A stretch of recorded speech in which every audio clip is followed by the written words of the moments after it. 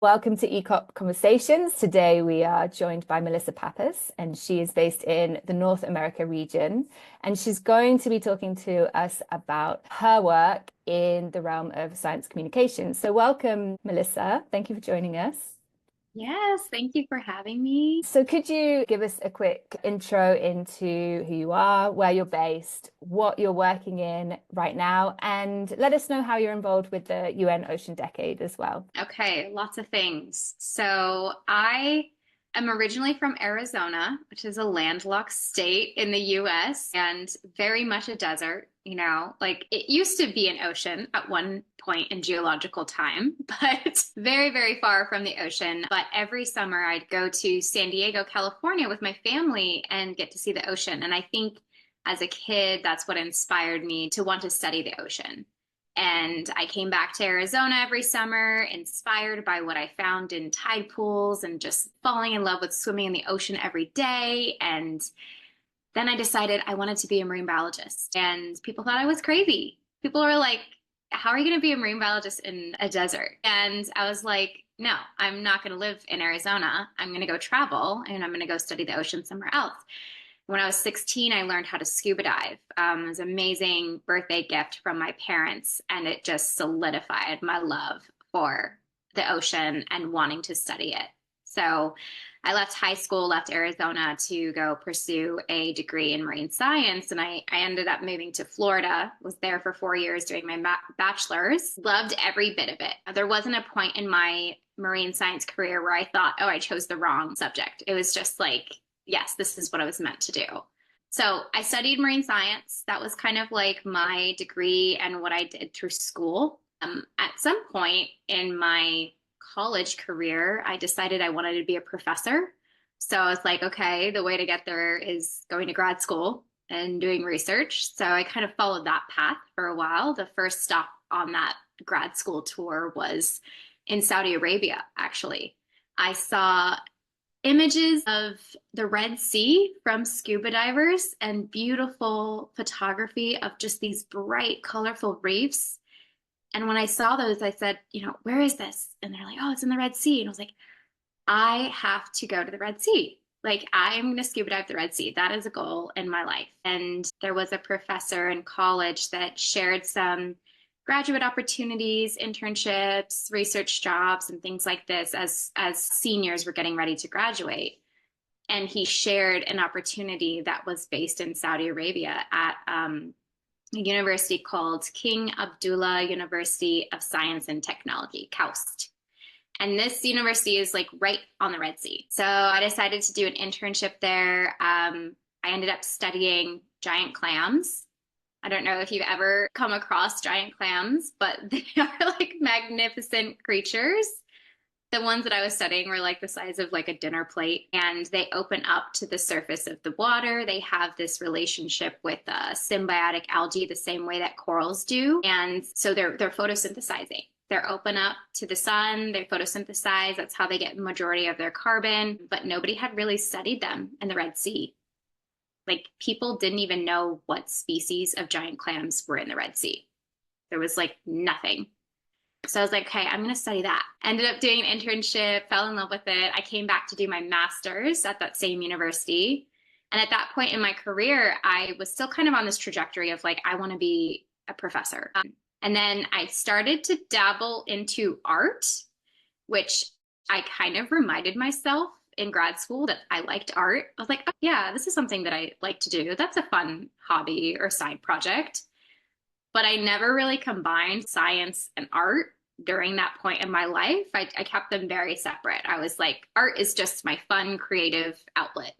And I will do that when I'm stressed, and that's great. But I started doing that a lot during my master's and ended up forming a student group that was mostly to get people out of their apartments and just come together and be with each other and do art and de-stress and have a little bit of social time. But it totally took off. And I realized science students and engineering students that are so, inundated with data and analytics and being in the lab and like the nitty gritty of the science, they're also super creative and they're looking for ways to express themselves. And opening up this group was like a way to just tell scientists it's okay for you to do art. And also, you're good at it and you can do this. I think people fell in love with that. And it was the first art group on campus for this science and engineering school. So it totally blew up. And that was the point that I realized, like, there's something here. I couldn't really get off of that path of like, I wanted to be a professor. So I was like, okay, I think I'm still going along that trajectory. Ended up when I finished my master's, I thought, okay, well, I'm going to apply to a PhD. And everybody was also applying to a PhD. All my friends, they were getting ready, looking for scholarships, getting ready to graduate. Where were they going to go next? I think, it's hard to determine what you want to do next when there's only a few pathways that you are seeing represented. So someone going through grad school and thinking that that's the path, you just kind of continue along it unless there's like a real shift that you can see yourself moving in a different direction. So at that point, I was like, all right, I'm going to do a PhD. And I left Saudi. I had about 6 months break. And then I started a PhD in Sydney, Australia. And when I was there, my studies transitioned from giant clams to corals. But I was studying essentially the same thing, the relationship with this symbiotic algae and what's happening around bleaching. And can corals recover from bleaching? And at what point is it a critical tipping point where they can no longer recover? So I was doing some research around that, had some amazing field work. But along the same lines, I showed up in Sydney and I knew I still wanted my creative life to be a part of what I was doing. So I founded, which at the time was called Emerging Creatives of Sydney, because I was based in Sydney. And so that's ECOS. In my mind, when I first thought of that acronym, I thought it would be pronounced like echoes. And I thought, oh, wow, that's cool, because like we would share about this community through like word of mouth and it would like echo through the community. So I was like, okay, that's kind of like how it might get out into the world. And this group was all about bringing artists to science projects. So the first couple of things we did were some really cool coral reef murals on the campus, and we showcased different research projects through illustrations and painting. And then, it kind of took off from there, but it was always a side project. It was always the afterthought, like I have to focus on my research first. So that's kind of where I realized I like this form of science communication, but I don't know how to make it a job. And whenever I asked people kind of in that academic space, they'd always say something like, science communication is a part of the career of being a professor or being a researcher. You do have to have that form. You do have to have that skill, but no one ever really told me that you could just be a science communicator. That wasn't a job in and of itself. It was just an add-on to other types of jobs. So I was like, all right, I'll just become a professor and then maybe that'll be like a part of my job that I get to do. But, I was right in the middle of a PhD and that's when COVID hit. And I was thinking, wow, I'm really far away from my family. And this is a crazy time. Like nobody knew what was happening. Australia was going under like a lot of crazy lockdowns. You couldn't even be outside unless you were actively exercising or going to the grocery store. And so I decided to take one of the last flights from Sydney back to the US to get back to my family during COVID. And I went on program leave for my PhD and I thought, I'll be back in Australia in like 4 months. This will blow over really quickly. No, a year and a half later, Australia was closed. But when I was home back in the States, I really had to kind of go through this identity shift. Like, if I was no longer a marine biologist or a marine scientist, what was I? And that was really difficult because I never saw anybody else in this path take a step outside and transition into anything else. It's always been like grad school, academia, researcher, going to try to get tenure track professorship somewhere. So I had to figure out like, what did I want to do? And COVID was like a blessing in disguise because it really put me in a position that I don't know if I would have gotten there by myself, but it was really something that I needed to happen to be happy. So once I left my PhD and explored what the world of science communication looked like, I started as a science writer. I had been working for a couple nonprofits. I was working for the University of Pennsylvania, doing some writing for engineering school, which was amazing. I got to learn a lot doing that. I did a lot of freelance like infographic design, all just like self-taught Illustrator and Procreate. And then I started realizing, oh, there's a niche here. There's like a gap, right? Scientists are looking for new ways to talk about their research, but they're not trained in these communication skills, whether it be art or visual information, or if it was like writing for a lay audience. Everything I'd see from scientists was very technical, very dry.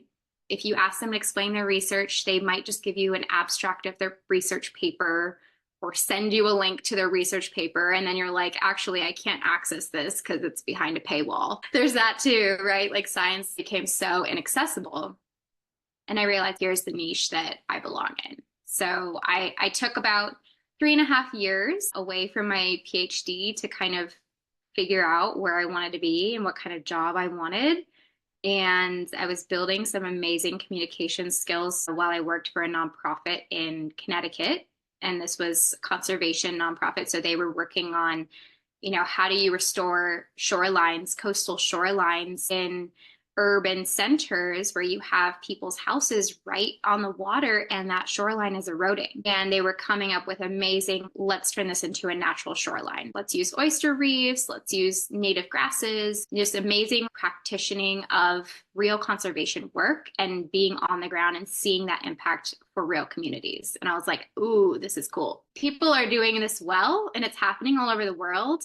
And I want more people to know about it.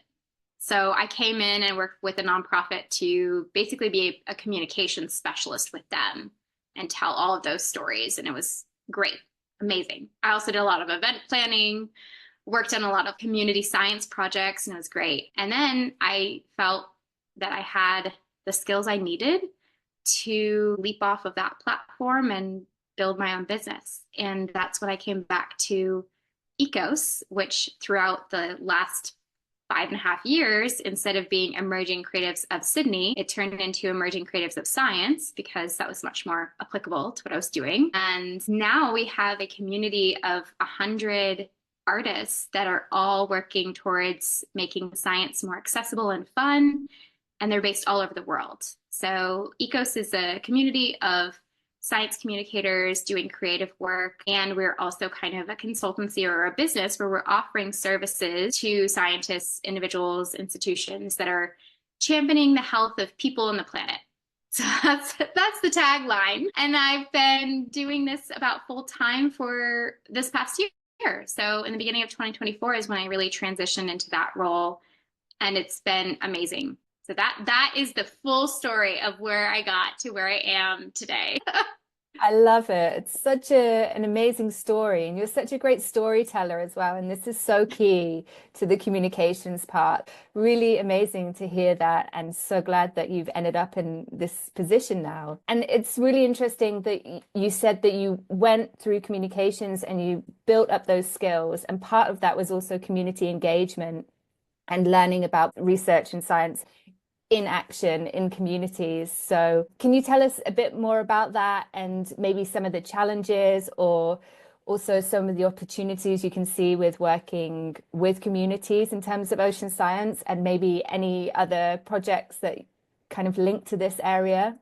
Great question. So one of my first introductions to community science, or even just like community engagement within like what an organization is actually doing, was when I was working for a nonprofit called Save the Sound in Connecticut. And Save the Sound refers to the Long Island Sound.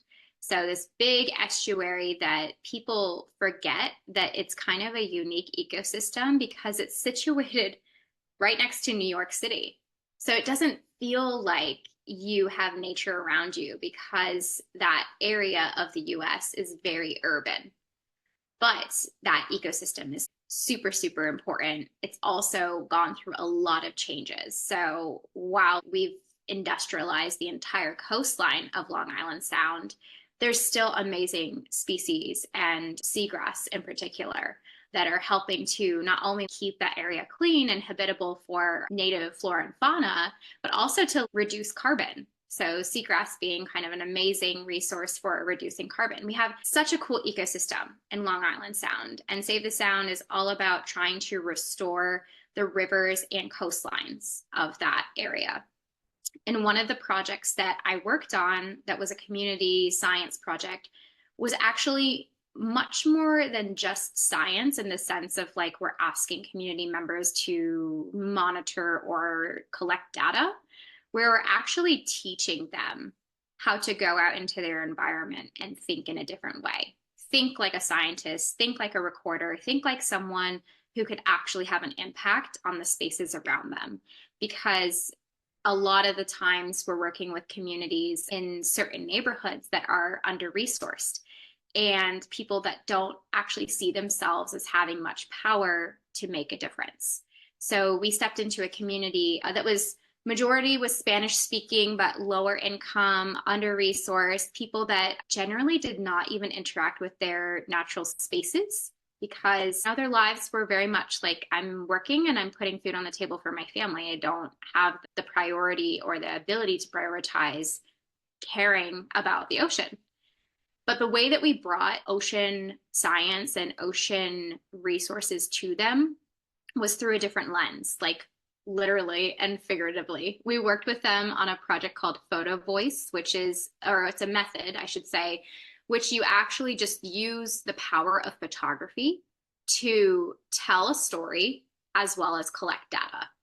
So we trained a group of 14 individuals from this community, and it was ages like, I don't know, 15 to 70. We had like a huge diverse range. We had people who spoke English, people who spoke Spanish, but we trained them to go walk around their neighborhood, take photos of places that they wanted to improve or places they wanted to celebrate. And we did not dictate any of those parameters. We did not tell them, focus on the riverfront or focus on the harbor. They came back to us, and the majority of their photos were of green and blue spaces. So it was riverfront, where they would go fishing, where they might like sit out on a rock and like appreciate where they are, or places like community gardens, parks, places where they'd like have picnics with their families. And so it was obvious to us that without us telling them that natural spaces are important, they were already gravitating to those spaces. And in that training session, it was also, okay, let's identify some of the actual issues, which a big one in that area was just pollution, just a lot of trash. So how do we change our mindset about consuming things as well as putting things in the right receptacles to get rid of them? And it's actually like not only a shift around like how do you properly dispose trash, it's actually a cultural shift. Because what we were noticing in that neighborhood is that most of the trash was from fast food places. So like what's happening there? There's a culture shift that's not only about putting trash in the trash can, it's about, well, what are you getting the trash from in the first place? Fast food, meaning that there's less places for people to enjoy food outside and be in a space where they're around community, because you're grabbing something on the go and you're walking or you're getting on the bus, and there isn't a lot of interaction and kind of quality time with your community. So there's a lot of other telling things that came out of that project, but it was so inspiring. People left that project feeling like they had a voice, that they could say, look at these photos I took, and this is what is happening, the reality of our neighborhood, and let's change it.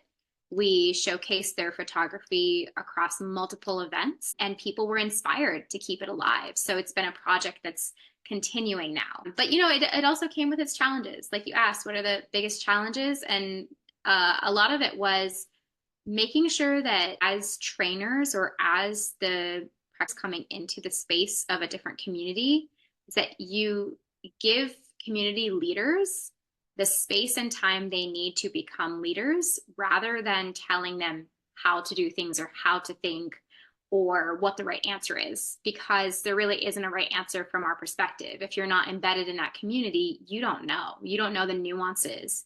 So it's important to make sure that you're allowing space for those natural leaders to rise to that position without feeling like you just need to speak everything, give like those lecture moments, and kind of take up the space as the person coming into the community to train. So it's really like understanding a new way of being a leader so that you can encourage and empower new leaders to keep that mission alive. That's such a good learning, and it's something that is quite embedded in the UN Ocean Decade as well, this idea of participatory or collaborative or science that's co-designed with communities and with different stakeholders. So it's great that you've actually been implementing it in the field in this real life scenarios. I want to get back to this kind of this crossover space between science and art, because you're quite a unique person in that sense that you're multidisciplinary.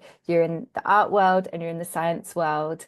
And so do you have any advice or any guidance for ECOPs who might be working in ocean science, very technical work, very database, or working with concepts that are quite hard to design? How can they use art or more engaging methods of communication to bring people into their world? Because these are really critical issues that we're talking about, the challenges of the decade. Like, we need people to wake up to them. And we have so many people, ECOPs, working in these different fields, but I feel like there's not enough recognition, there's not enough of an exchange, because that middle part of the communication is, we're not quite there yet. So do you have any advice? Yeah. That was a lot of like points that I could add to that.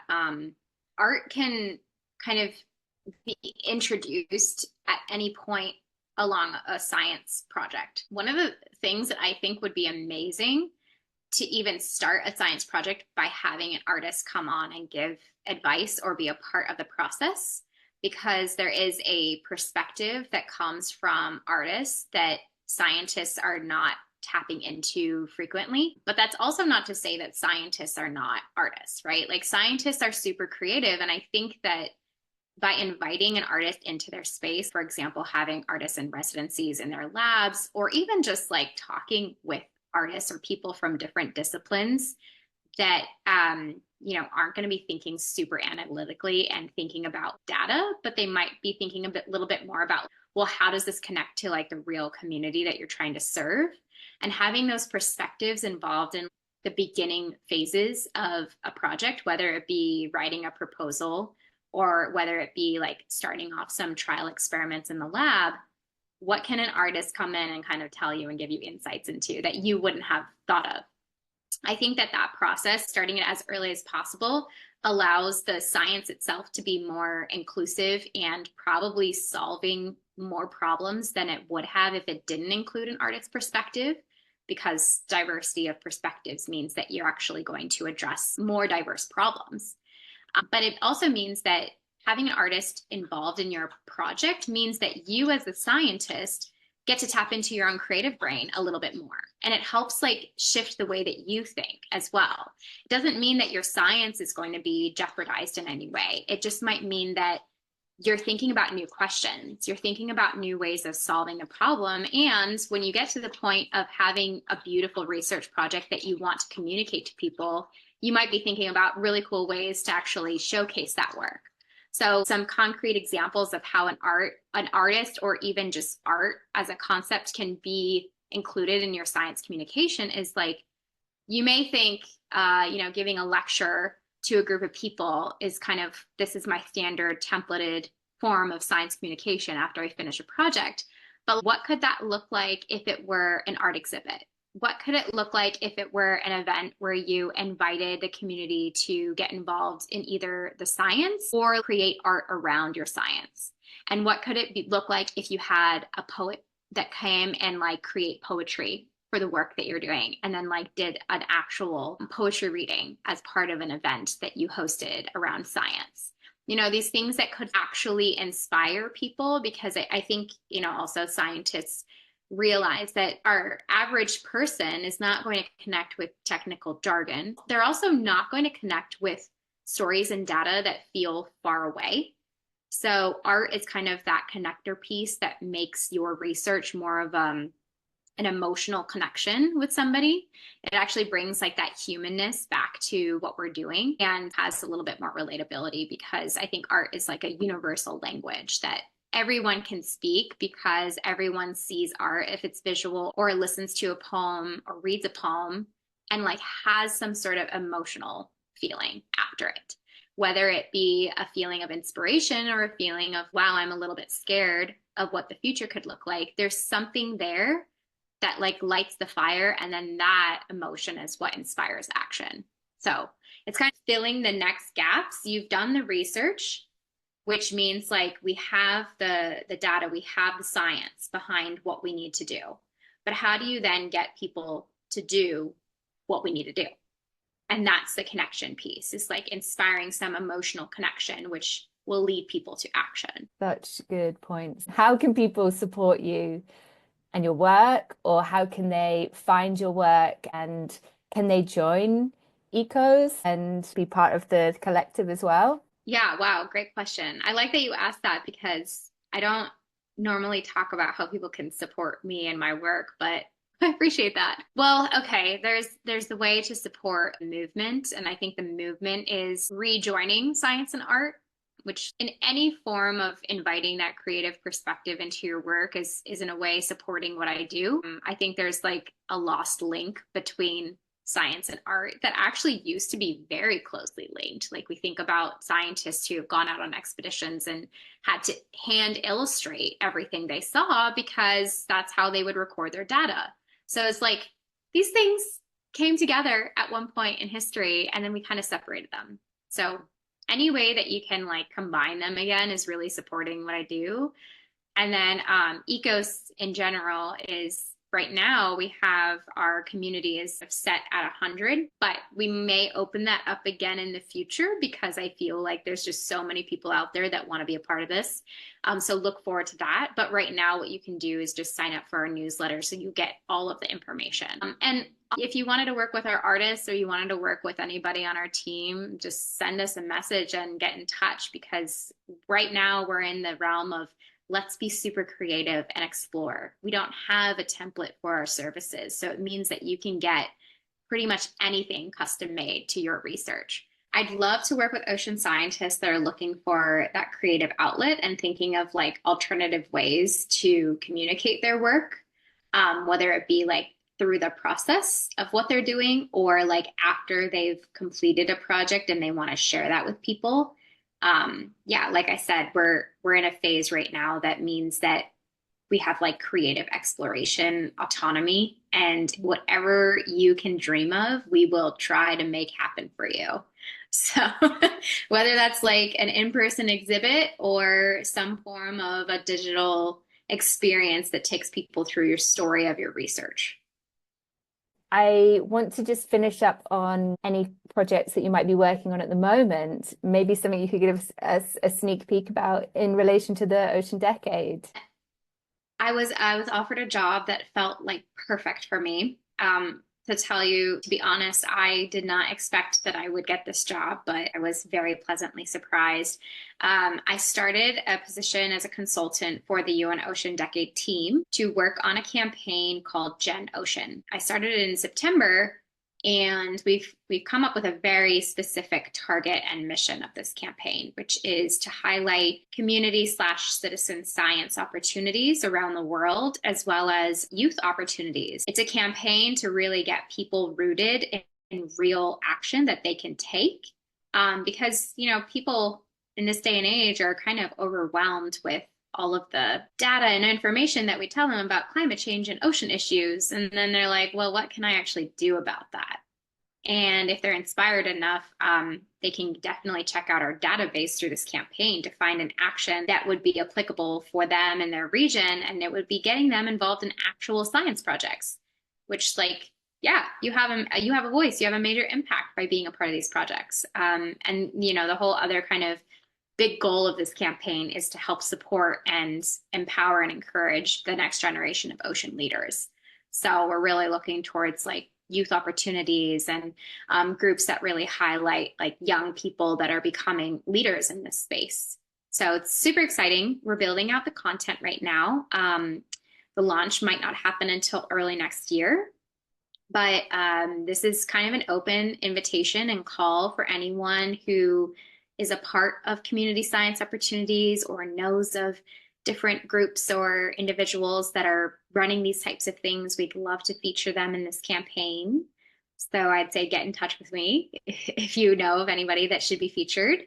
And look out for our official call for content that will come out in a future decade newsletter. And I'm very excited to get started on this.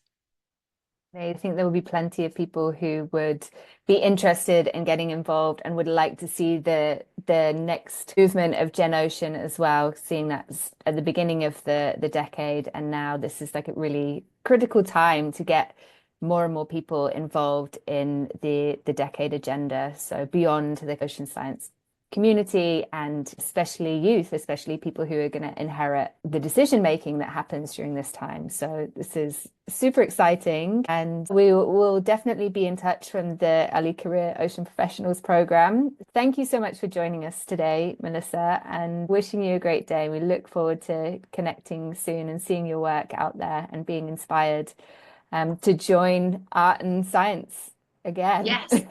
Yes. Thank you, Natalie. Thank you.